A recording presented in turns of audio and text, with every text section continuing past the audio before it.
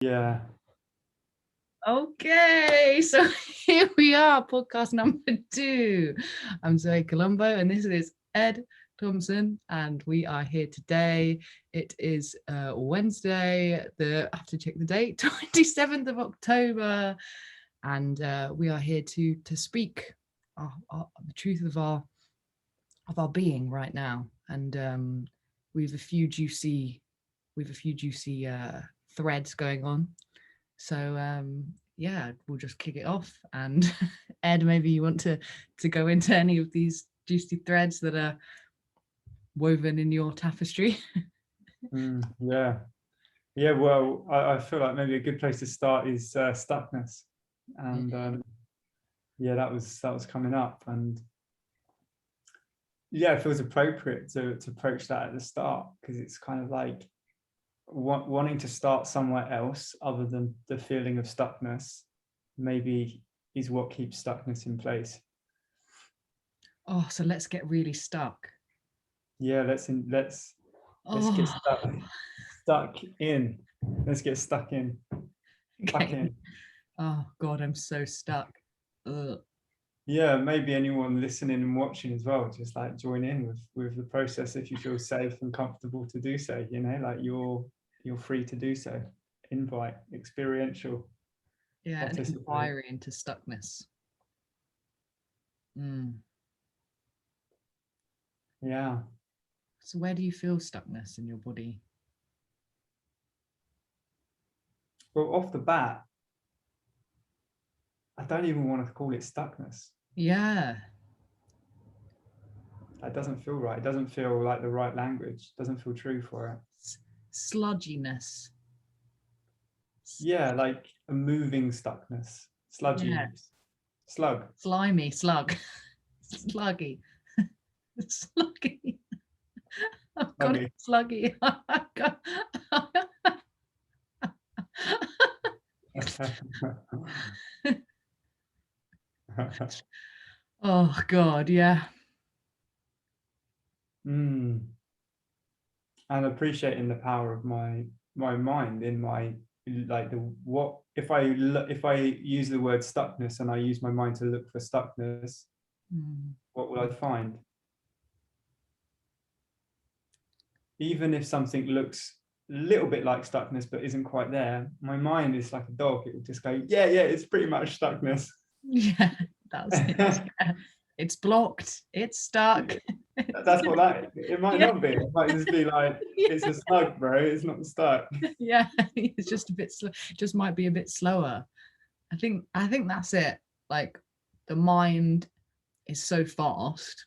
Thoughts are like, I think this quickest thing, if you want to call them a thing in the universe. I think they're faster even than the speed of light, and the body is much slower. So the mind probably thinks anything that's not at the it's not at the speed of it is stuck and blocked and stagnant and what have you. But actually, it's just part of this. It's like the melch. It's like the muchy witchy melchy welchy that's all in the floor of the earth. It's like, none of that's stuck, but it's like it's got its own frequency, and the mind might be like, and it's like,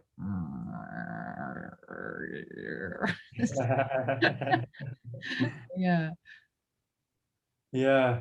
And perhaps like appreciating the the like the effort to the like, why is it displeasant to feel stuckness? And maybe it's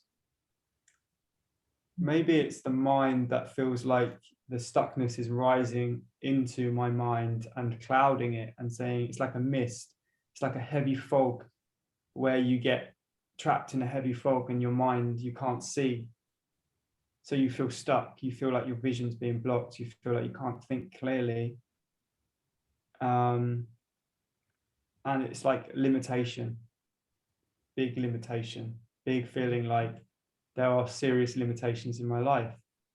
And I have a deeper feeling like my purpose is to live in an expanded way.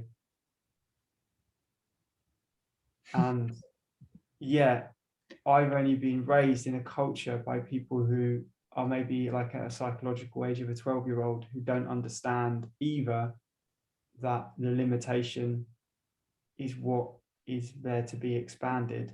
Mm. Yeah, it's like there's this concept called the resilient edge of resistance. And it's like when we're, for example, doing a stretch, we stretch not further than where we need, as not further, just right at that resilient edge of resistance, and we just breathe into that, and that's where the expansion happens, just at that edge. That's where the learning is. And perhaps coming towards this stuckness, what the mind likes to call the stuckness, the sludgy slug, the sluggy sludge, maybe when we, yeah, maybe it's a similar concept of breathing in, breathing, because I guess breath is, you know, that's vitality and that's movement.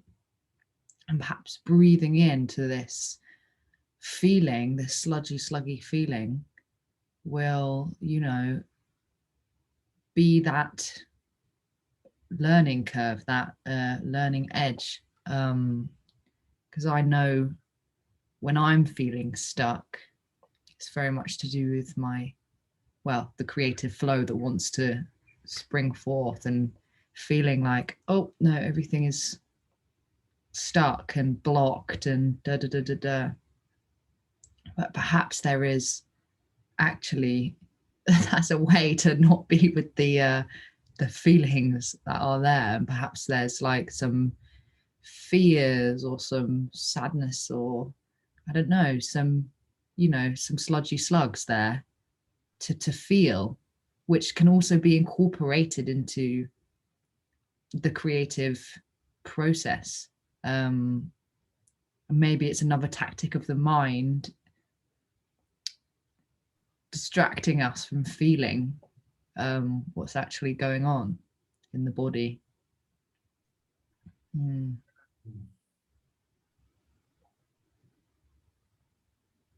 Yeah.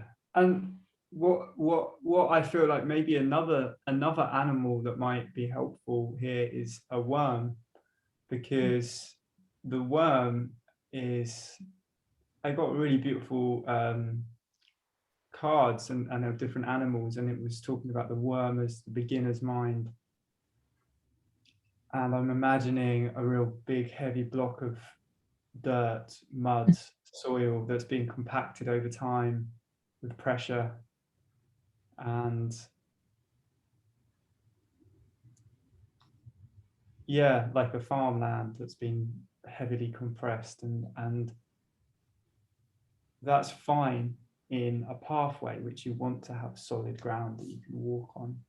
But in areas where you want to be creative and express yourself, like a garden, a certain amount of aeration in soil, and like a worm, apparently one earthworm in a year will eat through a ton of soil. Wow. Do they One eat it and earthworm, then poo it out? yeah. Oh my And God. What's the, earthworm poo like? the structure of it as it leaves the earthworm is, this is to do with paramagnetics, and Rudolf Steiner was big into this, and a few other people, but the names lose me at the point in time right now. The point is that they leave a structure of soil called humus or humus. Oh, yeah. Yeah. Mm. And when they've gone into the details of that and looked at the structure, it's they aerate the soil. They're aerators. So like you were saying, we're breathing into this stuckness. Earthworms are kind of like building channels of, so that air can come into the stuckness, and the structure that leaves it is like a satellite. This is what I hear. This is what I've heard, that satellite this might sound far out, but I mean, I love going far out and seeing if the Mm. story connects and picks up information from the galaxies, from the stars, from the cosmos, from all of the spectrum of information from light, all the light spectrum coming down can be channeled into the earth. Where is that? Where were you saying that's getting stored? That's getting stored in the soil in like crystalline structures, like quartz structure is an example of a crystal that can store information. But also water can store information. Yeah. So the water in the soil within the sacred geometry that the earthworm creates, that's aerating it and creating a structure. But this earthworm has to eat through a ton of soil a year. But it's constantly eating. It's like beginner's mind. It's always aware. It's always present. It's always diving into the slowly, gently. It's not trying to eat more soil than it can eat. It's just going for it at a nice, good, gentle, wormy pace. Yeah, worming along, serpentining, wiggling, finding its creativity, and as it goes, it's creating the foundation for all future creativity to grow from. So from this perspective, like to tune it into root chakra, because we're talking about the earth, we're talking about stuckness, we're talking about heaviness, we're talking about the root chakra. How many of us are becoming aware of how disconnected we feel from tribe or financial issues, or feeling safe and feeling like belonging. So maybe we're being given stuckness to heal our root, because the root needs stuckness. The root needs that energy to grow. And then from that place, all of the other centers of our being can open up. But as long as we fight it and keep chopping our own root because we don't like stuckness, we'll never really experience our potential either. Yeah, I'm just getting this image of like the manifesting current, which is coming down, and the liberating current, which is coming up. It's like the two channels that we have, Ida and Pingala, the up and the down. And it's like, in order to come up, which is, to come out, to create things, like we have to go down. And that's when we go down and we go through the wormy stage, and then we come back out, and we, and perhaps, perhaps this is also a part of the journey to be at this stuckness. I know people say to me, like, wait till your Saturn return, things will be different and you'll be stepping into your creative expression. It will all be coming out of you, and to be patient. But so perhaps this is actually a kind of stage, like a stage of evolution, which is necessary, actually, very necessary. And it can feel challenging when we're with it, especially because we're, like you said, lots of root chakra aspects, such as, proper security in terms of other people and, money and everything like this is it's something we're moving towards. It's not something that we maybe have right now. And so perhaps now moving into some of the sluggy, it's like a wormy worm. It's like there's some sadness there. There's some sadness there.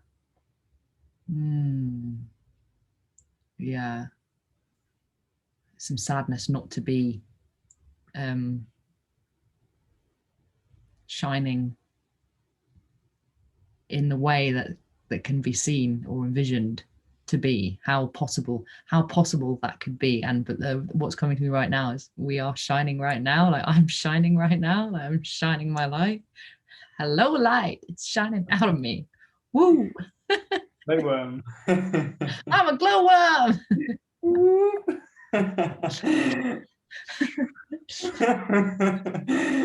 That's the worm I would be. I wouldn't be an earthworm, I'd be a glowworm. Just chilling in the jungle forest. Yeah. Oh, yeah. Which kind of runs smoothly into relationships and like I'm like based on what we've spoken about in accepting of the worm-like nature of life, and how vulnerable worms are and how much they need to be appreciated and loved and encouraged. And worms. How many people They all hang out together, or do they just have their own wormy lives? Well, you get those wormeries. I had one as a kid, and it's like a see-through box with different sediments, and the worms are all partying together. And so, I mean, I've got the compost bin. Yeah, open up one of those compost bins, and they love hanging out together. So, yeah, like if we don't appreciate worms in a worldly sense, we're fucked. Yeah. Pretty simple. Like bees, okay, yeah, we're fucked if we don't appreciate them. Water, really simple things. So yeah, like relationships, love. yeah, We've got to love. Relationships are full of difficulty, like challenges, like root challenges, like fleeting connections, social media, like very, very distant. And intimacy is mistaken, perhaps. I feel I've mistaken intimacy with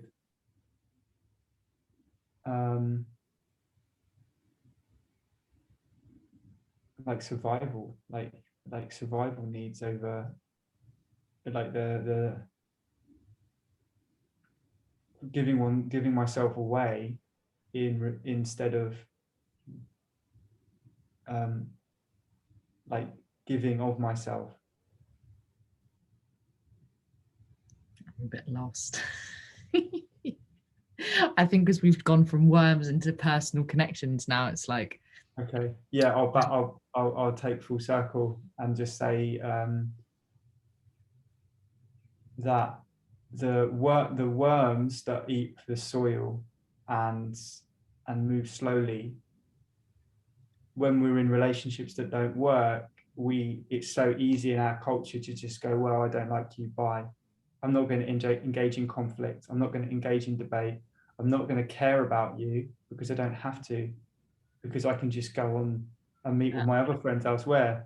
But without that conflict relationship, which is like the nitty gritty dirt that you have to eat through in order to come out the other end of a structure that's going to support life, like it's like the equivalent of not appreciating worms in the world destroying, because we can't grow food because we haven't engaged in actually challenging relationships. Yeah, that's it. Okay, I get it now. Yeah. And I think what the big thing that, wow, this is how I feel anyway, is if we move off when things get not to say ever to stick with something that's feeling gutturally, viscerally, no. If that feeling is there, then of course move on. But if we just can't work through any of the dirt and we just move on, almost from a kind of place of the mind, like, no, this, you know, this person, and like go on, this person, it's as a feeling that the worm lives on. The dirt lives on, and the dirt, we actually all have this dirt inside us that need that does have to be eaten, and there's no escaping that. Essentially, there's no escaping that. I mean, I wonder if we actually all, not necessarily all of us, I mean, I've heard that the energy system, the chakra system, when we are born as babies, we have a blueprint of information from our soul that we are carrying forth into our expression in this world. But our energy system at that point of birth is pure and open, and everything is flowing through us. But as we age through life, we pick up all of this stuff, which is kind of like debris and dirt. It's like it's clogging the wheels so that the energy can't be fully flowing through our system.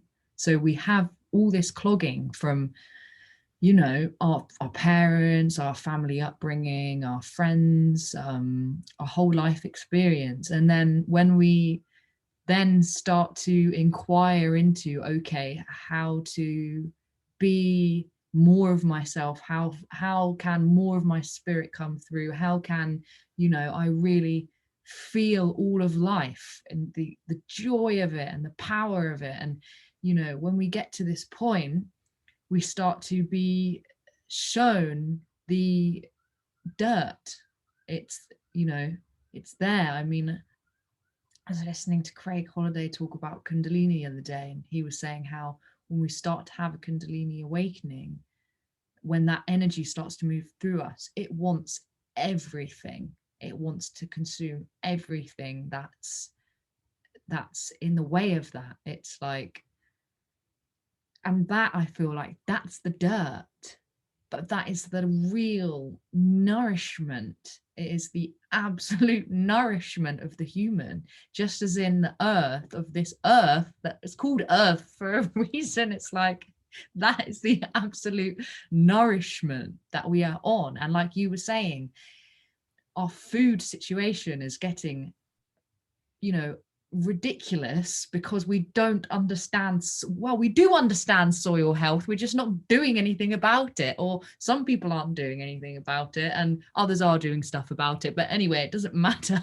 None of it matters. Anyway, soil and the earth is very very important. So yeah, perhaps actually to awaken, to really open up to the movement of source consciousness, of our soul that wants to express itself, we have to be with all the dirt, be with the worm, be the worm. We have to be the worm to aerate the earth of within us, so that we can then start to grow out of the earth, you know, start to grow out of the earth. And yeah, there's a lot of weird stuff, and not weird, but you know, there's a lot of weird stuff. That's why people don't like bare feet. They're like, what's in the earth? Like, we got this, everyone's wearing sneakers and disconnecting themselves from it all. And it's like, because I'm like, oh, what's in there? You know, you get in a lake and like, oh, I don't want to put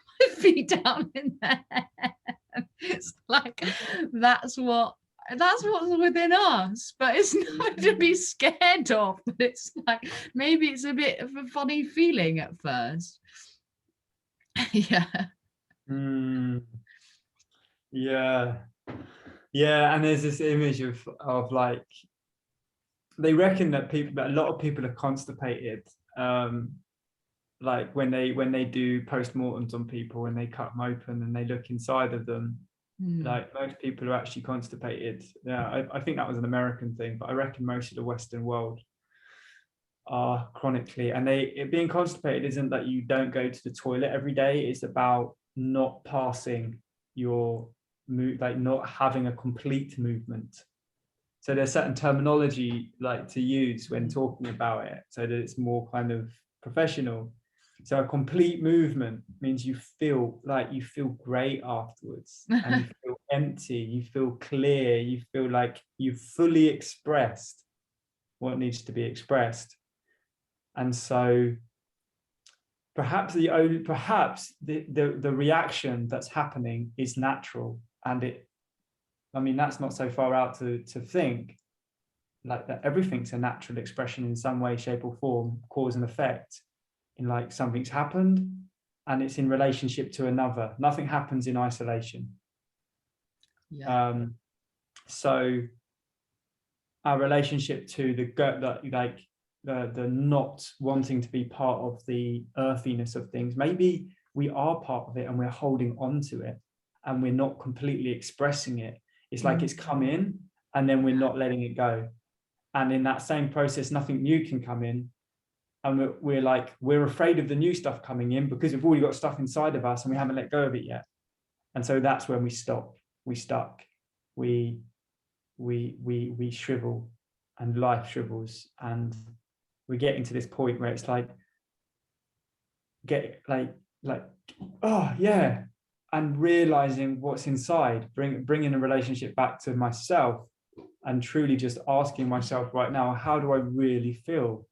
How am I relating to myself? And what is it in me that needs to move? And just seeing if there's anything that needs to move through, but not making that an issue, because it's something that needs to be happening every day. Every day we need to go to the toilet, and it should feel good. But for the first couple of weeks, maybe it's difficult, and maybe it's just a bit odd. It's like, but once you get into a flow, it's like, I love going for poos. So it's kind of this little transition phase. I feel like just need, like, there's just this little transition phase of learning where it feels like we're not good enough, where we're incompetent, and we come up. That's when we need a bit of support to say, look, this is perfectly normal. There's this gap of time where you'll feel like you're in a void, because that's where new connections are made. So you've gone from a place of habitual holding on to crap in your life and not letting go of it, and then not taking in new stuff and new experiences, which could be crap as well, but they might, they're just it's just earthly experiences coming through you. And you're like, well, I'm so used to holding on now, I don't know what it's like to take new experiences in, and I don't even know how to poo anymore. I don't even know how to express what I've taken in. And it could have been something from 5 years ago. Like, they find that when they do colonic, sometimes people have got things in them that they said they haven't eaten for like stuck in them. Yeah. But it's like, what is within is also without.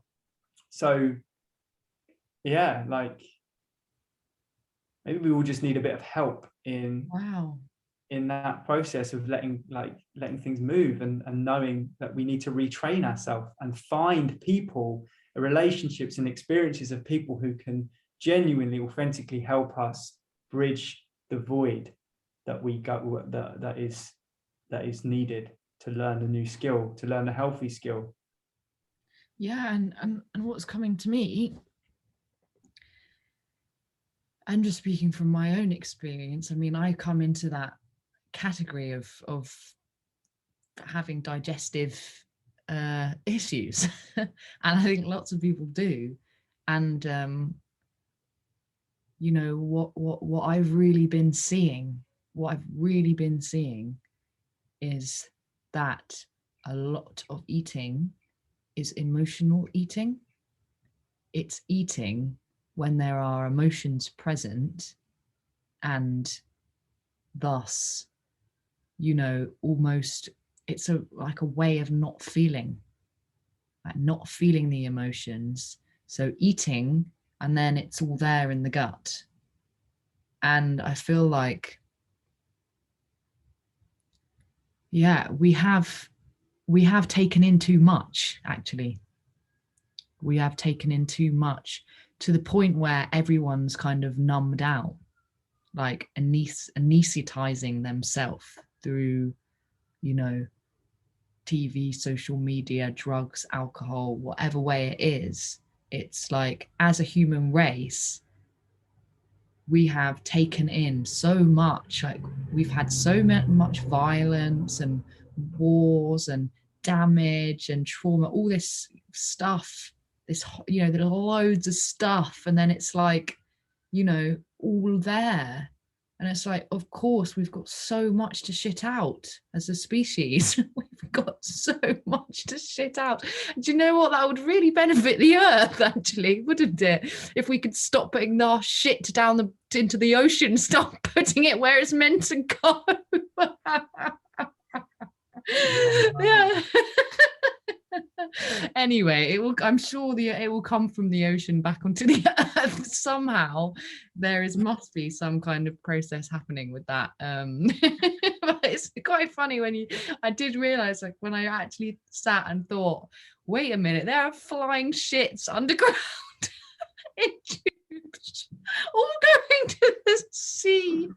What the hell? What the hell? But yeah, and I feel like what you were saying with support, it's very much, I feel a lot of it is support to actually be with how we feel, because that is what we're scared of as humans, being with what we feel. And then when we're with other people who can be like, it's okay to feel like this, you know, you're safe, like I'm feeling this with you and we're feeling it together, and then we can start to like let go of it, because it's too much for us individually to all have, you know. And then I feel like it's all symbolic. It's, you know, it's the symbolism is just so strong, because we just wouldn't eat anywhere near as much as we do, or the foods that we do, if we were accepting and wanting to feel ourselves. Because the more we want to feel ourselves, the more kind of open we want to be, actually, the more spacious we want to be. That doesn't mean that we can't eat foods here and there, but it's unlikely that we'd want to be you know, eating every time emotions come up, if we weren't scared of them, if we were okay with them and we were able to hold them like, you know, like little children, then we'd be like, okay, we'd feel it, and then yeah, we'd be able to let it go. And yeah, maybe it's just, wow, it just feels like there's like a collective bowel movement like that wants to happen. Maybe I feel like maybe it is happening, you know, with everything that's going on right now. This is part of the collective bowel movement. Yeah. Yeah. Yeah. Well, we all have bowels, and yeah, like what would quantum physics say about, you know, bowels? Are all our bowels entangled, feeding into an archetypal bowel that then feeds back to us, and we have this yeah.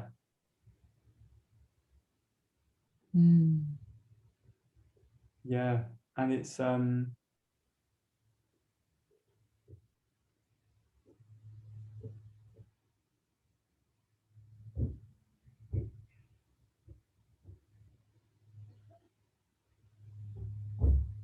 yeah, and it's kind of perhaps like recognizing that concept of like there's a bigger movement happening here, both on the outside we can see it, but perhaps on the inside we can see it too, where we can feel into the fact that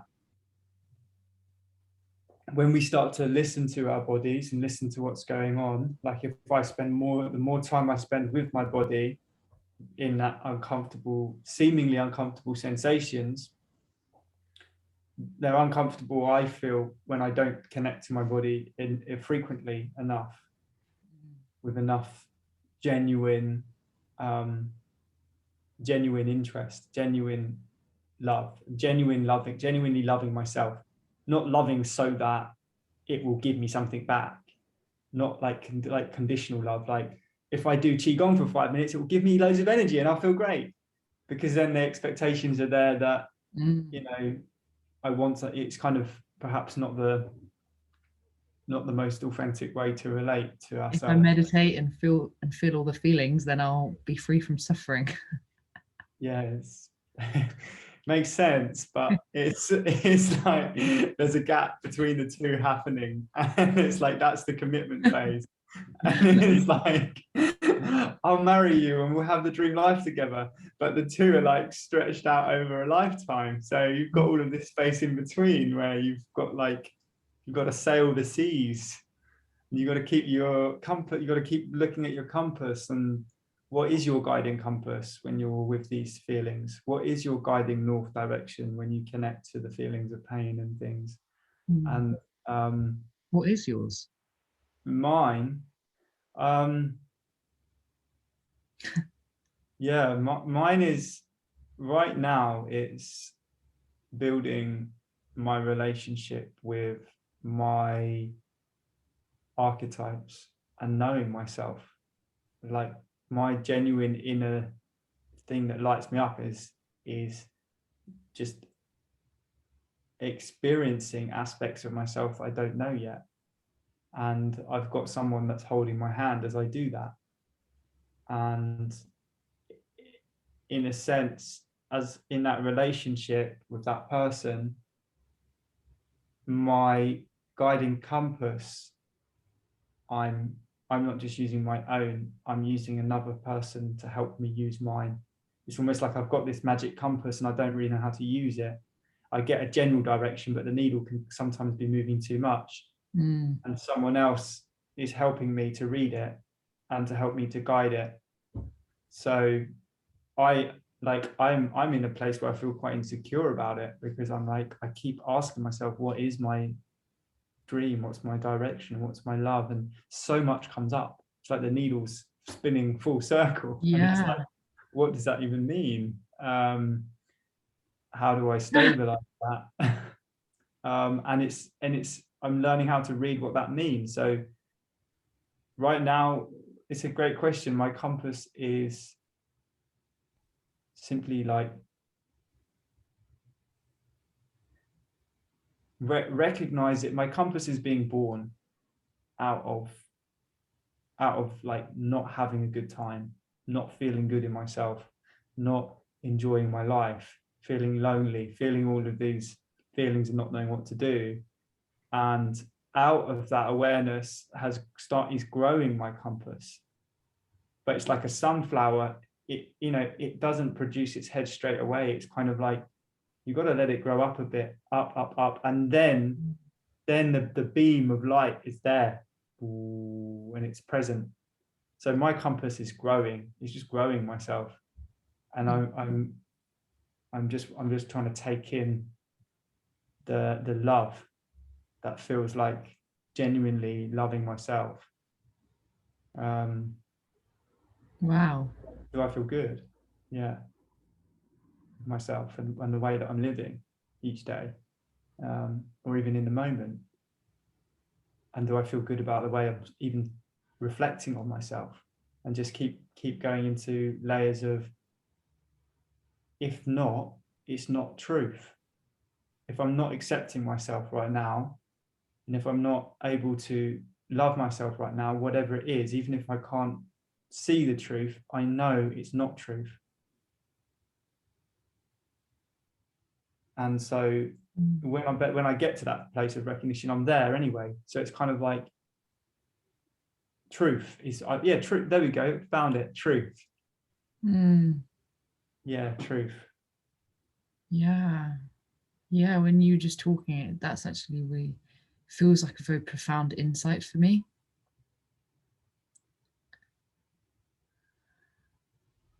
I was wondering, what is my compass?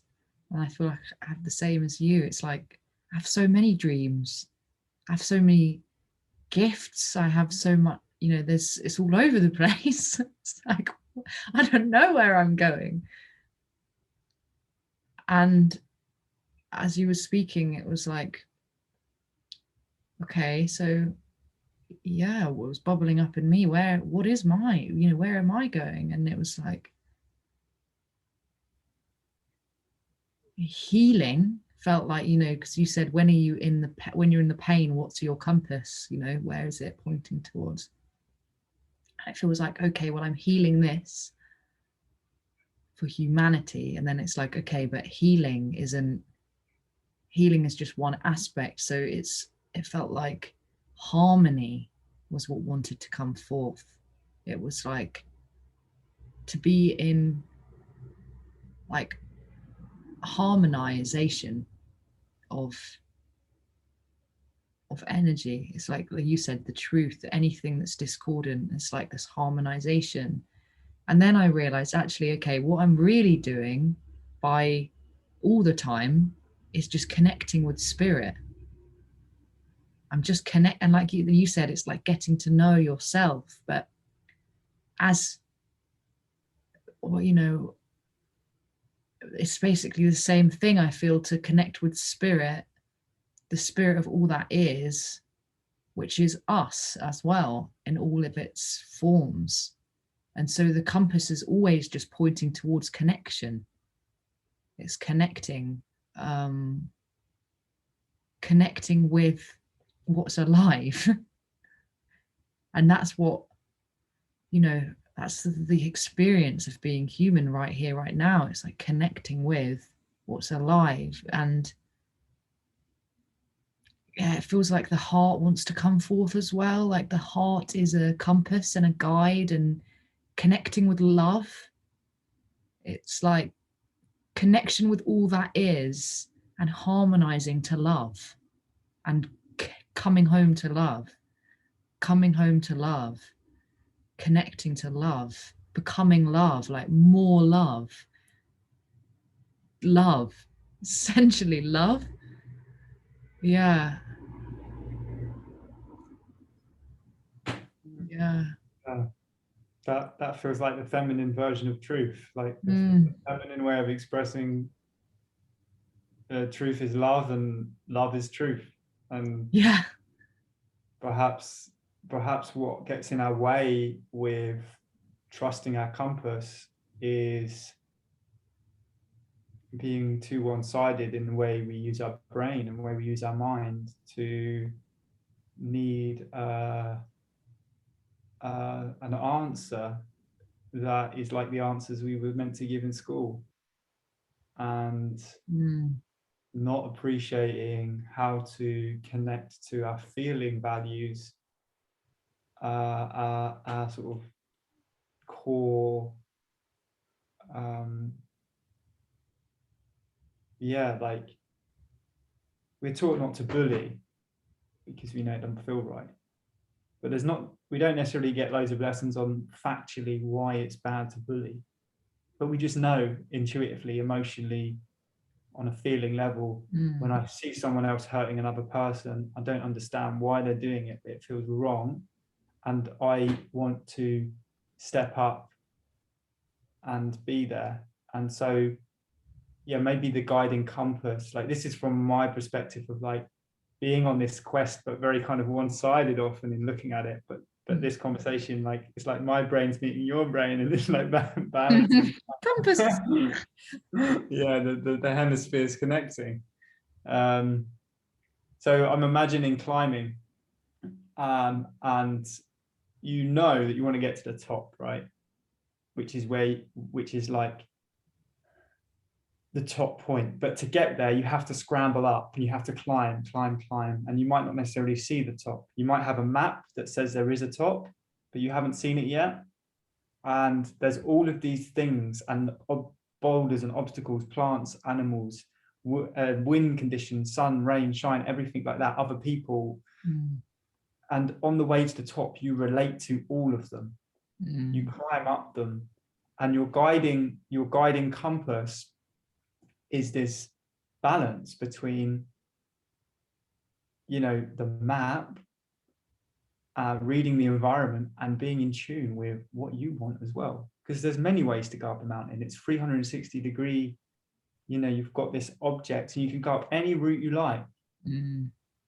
all routes will get to the same place, but you will choose one based on your feeling. Which one, and so, yeah, and the relationships that we have along the way, you know, we start here, we end here, but all that time in between, all the relationships that we make along the way are each like step.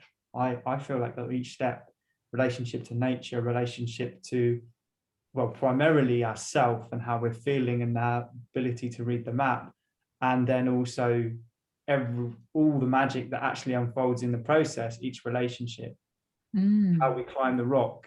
Are we just like, got to scramble up? Oh! Or we like, oh, wow, this is a beautiful rock, and like really like developing the skills and, you know, getting like moving slowly, like watching climbers, they're not in a rush. They move so gracefully.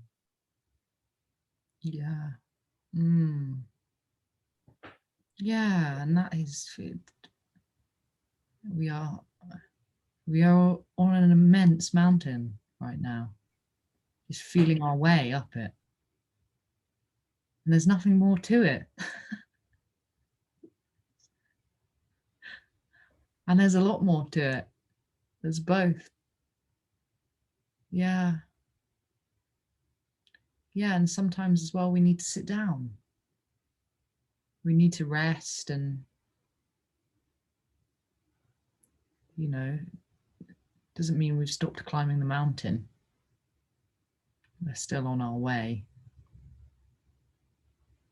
Yeah, that's another feeling that has been coming in. There is no rush. There is no rush. Yeah. Imagine being in a group of people, and you're climbing up a mountain together, and there's a character in the group just hurried and just like doesn't want to be where he is and wants to be at the top or wants to be further along, and he's like frustrated and not able to express himself in the group to say, oh, you know. And so it's like we're on this journey, we are where we are, and there's lots more to the journey. And also perhaps when we come into this plane, we're at a place that there's been a lot done before us already.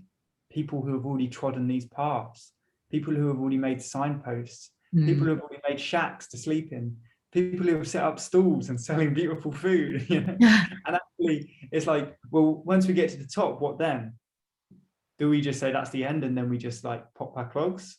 Or is it, oh, now I'm a tour guide, maybe I'll get some donkeys, or maybe I'll, you know, and it's like there is no top. You know, the top just keeps on. Then once you get to the top, you're in the highest state of mind. It's like you've elevated to your highest chakras, and you're able, because you've related through everyone, you've related through yourself to everyone else. You now have the open heart and the clarity to be able to create in connection to others, and in the joy of it, and in the joy of. But the problem is that there's some people who have got to the top of the mountain, but they've rushed up and they've kicked and pushed other people along the way, and they've still risen to the top, but they've done it out of adrenaline, fight and flight, stress response, and just unconsciously powered through to the top, you know. And we've just let them. We've just gone, oh, there's a crazy guy running up the mountain. And then they're at the top, and we've forgotten about them, and now they're casting spells. Now they're creating out of a higher state of power, but out of disconnection to us, because not only because they've chosen to disconnect from us, but because we have also chosen to disconnect from them. Yeah. And so now there's this catching up to do. You know, some of us have been chilling in the valley for a long time and just gone, oh, crazy Joe went up the mountain 20 years ago. Well, now that's Bill Gates or Jeff Bezos or whatever, you know? Yeah, that crazy guy that left the village 50 years ago, you know where he is now? They're all up there creating GMO crops. And what he wants is the community that he ran away from. But he doesn't even know that. He's so hurt and so afraid and so pain. And you can tell that by looking at who their parents were and what happened to them. Yeah. It's not that difficult to trace a storyline. Do Mm. the ancestral work, look at what happened. You know, look at criminology, look at what happens to people who do, you know, have those terrible things that they do. People do terrible things to other people, but then you hear of what happened to them as kids, and they do the same. Yeah, So it's all just coming, this and is that's part it. of It's the like journey. it's like the, you know, a lot of people are afraid of those that are on top of the mountain, you know, because they feel controlled and they feel like they can't get up the mountain as easily. Like there's so many they've like these people at the top have just put all these obstacles in and made it so hard to get up the mountain. And so there's a lot of, yeah, like you said, like a falling out, like a division almost of against the people who want to get up the mountain that feel like they can't because of the others at the top. And then the ones at the top, yeah, they're just completely disconnected and actually need other people to come up to the top to be like, hey, you know, how's it going? Well, how's your heart? Like, what's going on in there? Do you know, do you want to be friends? Or, you know, some kind of love, some holding of love that can, you know, unite this whole mountain experience. Um, and I feel like that's happening. People are going up the mountain.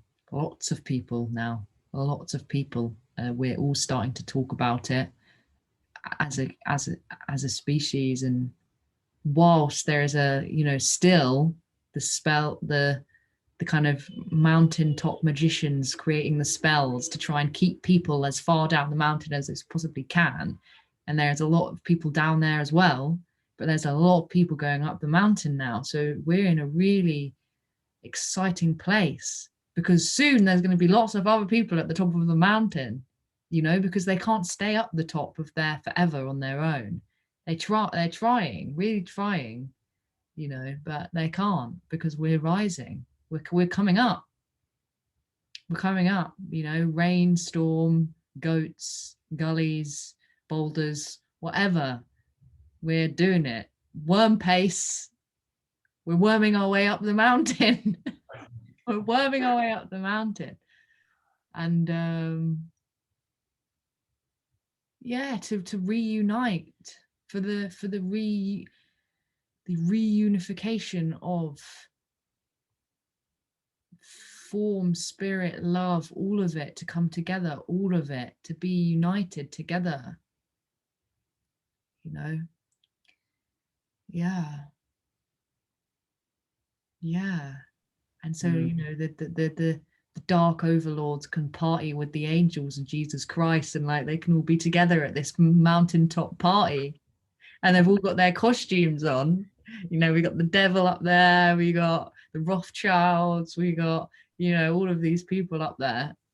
We got the angels, we got the enlightened masters, and all of it. They're all having a big party up there, and they have a massive hug, you know, and they're all just one, and just, yeah. Yeah. And then maybe we go up. Maybe. Do you know what this is? I don't know if we spoke about this last time. I don't think we did, but the starseed theory is that, or the experience or the expression of it, is that as well as the physical universe expanding, consciousness is expanding. So when there's an enlightened civilization on one planet, they've reached enlightenment, they got to the top of the mountain, then they plant seeds on another planet to start awakening the consciousness of that planet.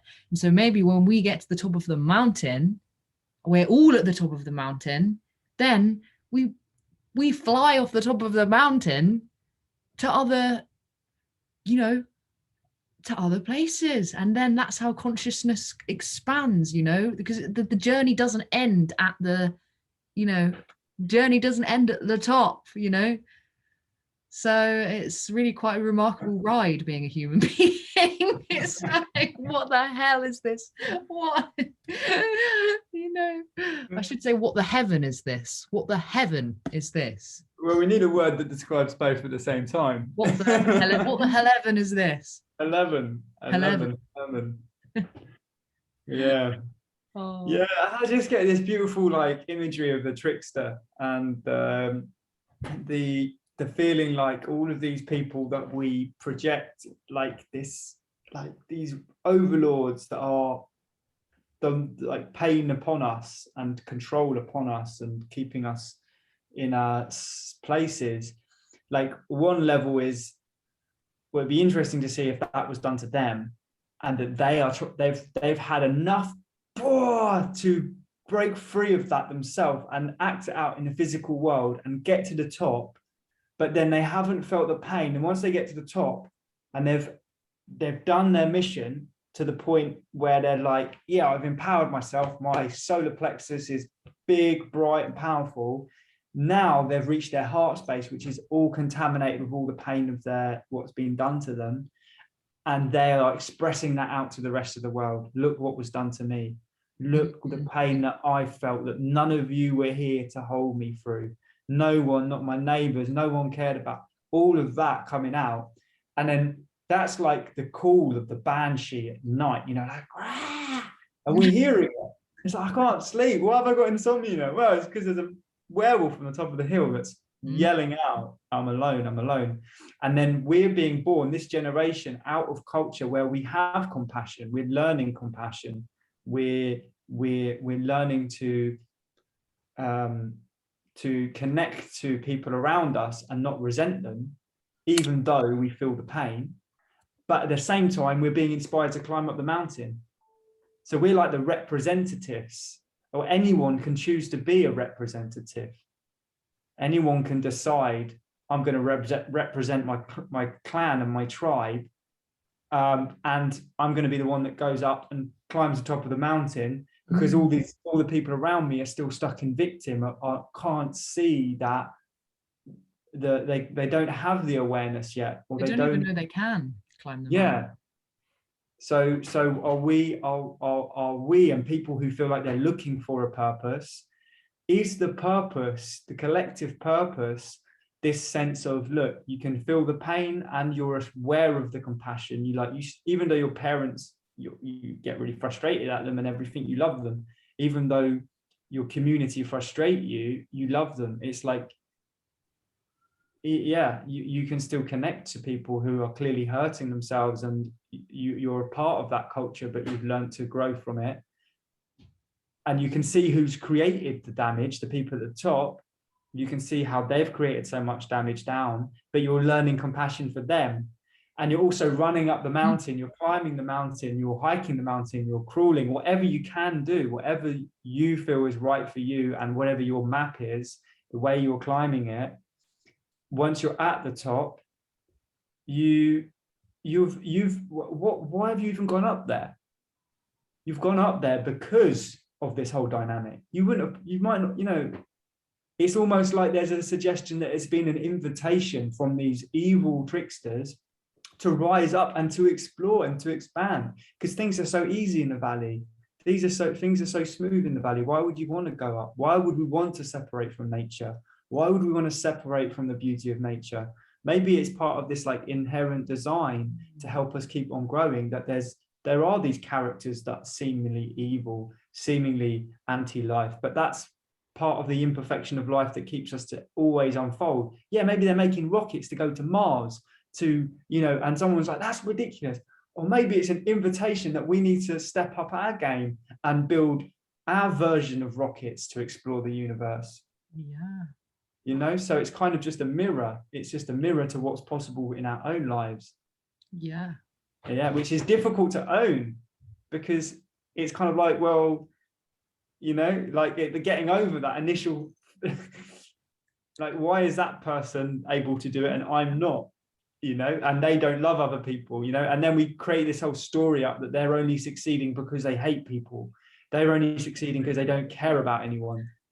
But is that just an excuse? You know, is that just more excuses that's generated from the same level of consciousness? Yeah, if they can do it, we can do it. You know, we can create paradise on earth. I know it. I know it. You know, I feel it. I feel it. You know, I feel it. And yeah, I'm certainly going up the mountain. I'm definitely taking one for the team. Yeah, even though I'm really not a good, not fast, you know, but yeah, and that feels like a really beautiful place to like draw to a close, because we started off in the feeling of stuckness, which is now the worm, the sludgy slug, the worm experience. And now there seems to be like a realization coming in of, you know, we're climbing up a big mountain, you know, and that's our compass, and that's where we're going, and we haven't been up the top yet. And yeah, there's just a lot of awe coming in. Yeah.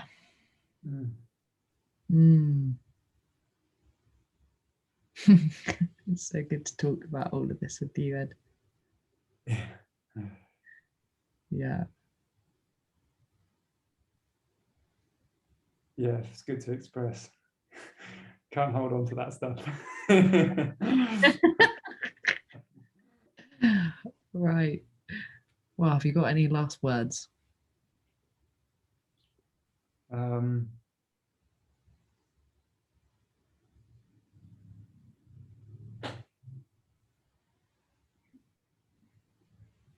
Yeah, I've got something. I've got a question that I kind of like. If you were to leave the Earth plane tomorrow, what would your message be?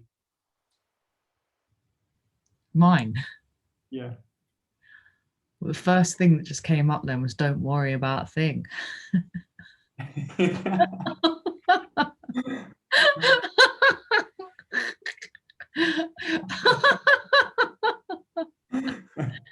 Yeah. How about you? Imagine that. Imagine that. Yeah, just imagine that.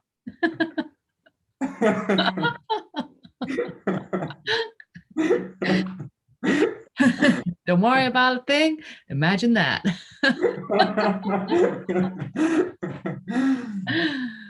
Oh, amazing. Well, thank you, Ed, and thank you, computer Zoom interface, for making this possible. And for me, Zoe, and thank you to anyone that watched this inquiry and discussion today, and sending you loads of love. And yeah, tune in to the next one. Bye-bye.